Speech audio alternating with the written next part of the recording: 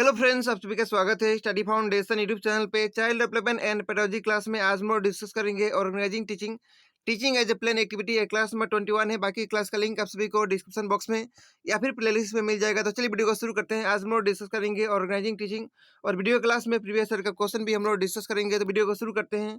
तो चलिए वीडियो को शुरू करते हैं। सबसे पहले हम लोग डिस्कस करेंगे मीनिंग ऑफ टीचिंग के बारे में। Teaching is an integral part of the process of education.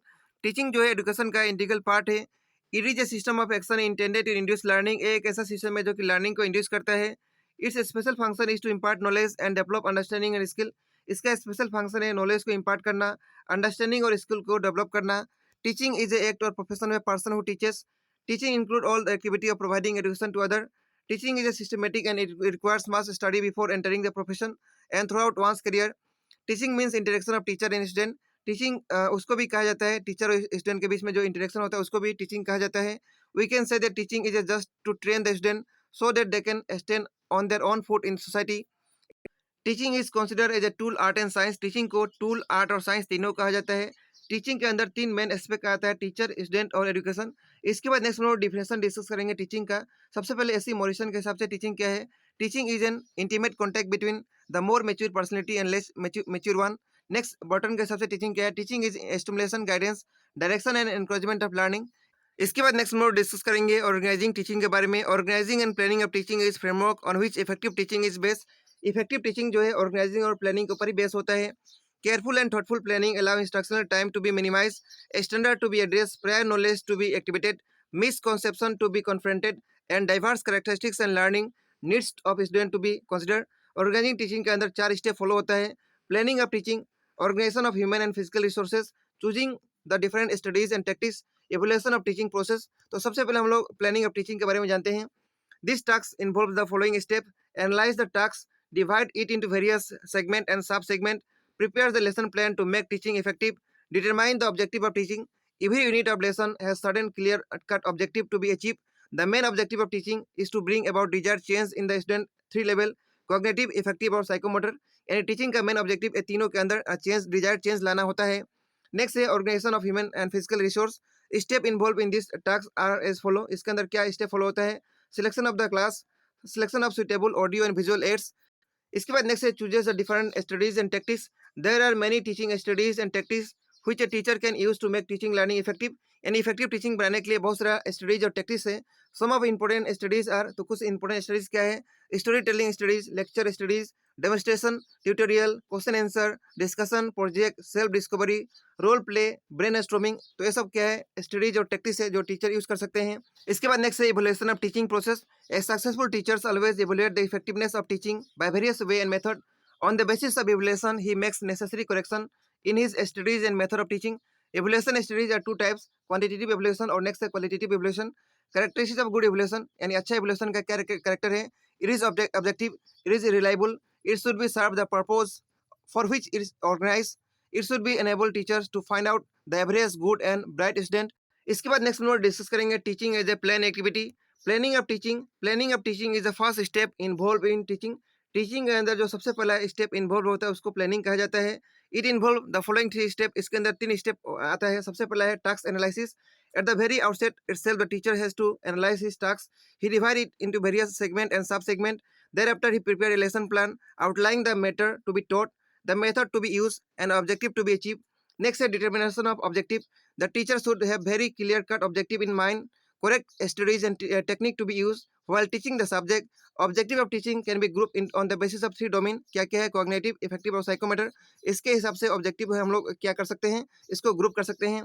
Bloom and his associate told that change and development in child behaviour take place in 3 area. Bloom और उनका associate के हिसाब से change और development child के behaviour में 3 area के अंदर देखने के लिए मिलता है, कॉग्निटिव, इफेक्टिव और साइकोमोटर।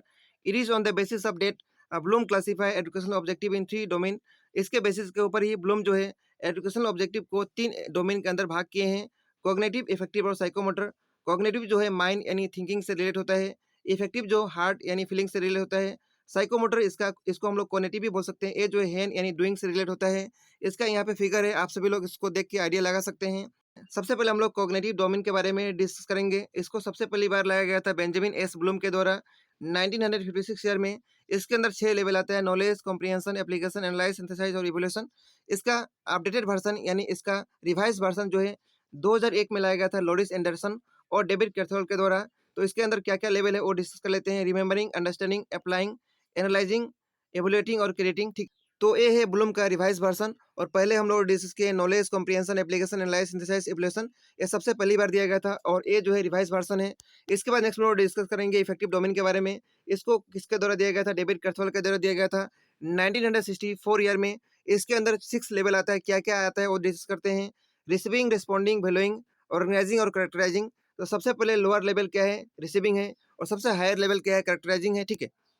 इसके बाद नेक्स्ट डोमेन है साइकोमोटर डोमेन, जिसको डॉक्टर आर.एच. डेवी 1975 ईयर में, सिम्पसन 1972 में, अनीता हेरो 1972 में, ये जो है तीनों मिलकर इसको डेवलप किए थे। इसको कहा जाता है कॉग्निटिव या फिर काइनेस्टिक डोमेन। ये जो है मैनुअल या फिर मोटर स्किल से रिलेट होता है, हैंड्स और डूइंग के साथ रिलेट होता है। इसके अंदर जो लेवल आता है उसको डिस्कस कर लेते हैं। इमिटेशन, मैनिपुलेशन, प्रिसिशन, आर्टिकुलेशन और नेचुरलाइजेशन, ठीक है। इसके बाद नेक्स्ट है समरी, जो कि आप सभी लोग पीडीएफ से रिवीजन कर सकेंगे। इसके बाद लास्ट स्टेप है writing objective. The last stage of planning of teaching is to write down the objective of teaching. The objective should be clear and definite. Objective जो है क्लियर और डेफिनिट होना चाहिए। Putting them down in black and white on paper will enable the teacher to accept the proper strategies and technique for the teaching of a particular lesson or topic. This will make teaching simpler, easy, worthwhile and interesting. इससे जो है teaching अच्छा हो सकता है, simple हो सकता है। इसके बाद नेक्स्ट है maximum of teaching. Maximum of teaching भी टीचर अपना टीचिंग के अंदर यूज करते हैं। कुछ मैक्सिमम को हम लोग डिस्कस करते हैं, जैसे कि from easy to difficult, from known to unknown, from seen to unseen, from concrete to abstract, from particular to general, from whole to part. ये भी जो है मैक्सिमम टीचर अपना टीचिंग के अंदर यूज करते हैं। तो ये था टॉपिक के बारे में। इसके बाद हम लोग प्रीवियस ईयर का क्वेश्चन डिस्कस करेंगे जो इस टॉपिक से आ चुका है। तो सबसे पहला क्वेश्चन है टीचिंग इज ए। तो टीचिंग क्या है? एक प्लेन एक्टिविटी है। तो इस क्वेश्चन का सही आंसर हो जाएगा ऑप्शन नंबर ए। इसके बाद नेक्स्ट क्वेश्चन है which is not the focal point of triangular process of teaching. तो आप सभी को बताना है ट्रायंगुलर प्रोसेस जो टीचिंग का है उसके अंदर कौन सा फोकल पॉइंट नहीं है। टीचिंग मेथड जो है फोकल पॉइंट नहीं है, इसीलिए उस क्वेश्चन का सही आंसर हो जाएगा ऑप्शन नंबर ए। जो फोकल पॉइंट है वो क्या क्या है? टीचर, पीपल और कंटेंट, ठीक है। इसके बाद नेक्स्ट क्वेश्चन है what is the correct sequence of step of affective domain of learning.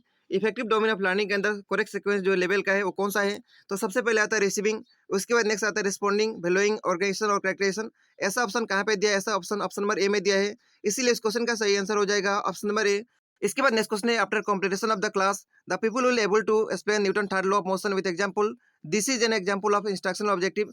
यानी टीचर जो है क्लास कराने के बाद स्टूडेंट जो है Newton third law of motion को एक्सप्लेन कर पा रहे हैं, इसीलिए उनके पास क्या यहाँ पे इंस्ट्रक्शनल ऑब्जेक्टिव है, उनके अंदर नॉलेज नहीं है, ना ही एप्लीकेशन है, ना ही इवोल्यूशन है, वो जो है कॉम्प्रिहेंड अच्छा से कर पा रहे हैं, इसीलिए इस क्वेश्चन का सही आंसर हो जाएगा ऑप्शन नंबर बी। इस वीडियो में हम लोग इतना ही डिस्कस करेंगे। इस वीडियो का पीडीएफ आप सभी को टेलीग्राम ग्रुप में मिल जाएगा। टेलीग्राम ग्रुप का लिंक आप सभी को डिस्क्रिप्शन बॉक्स में मिलेगा। तो मिलेंगे नेक्स्ट वीडियो में। Thank you so much.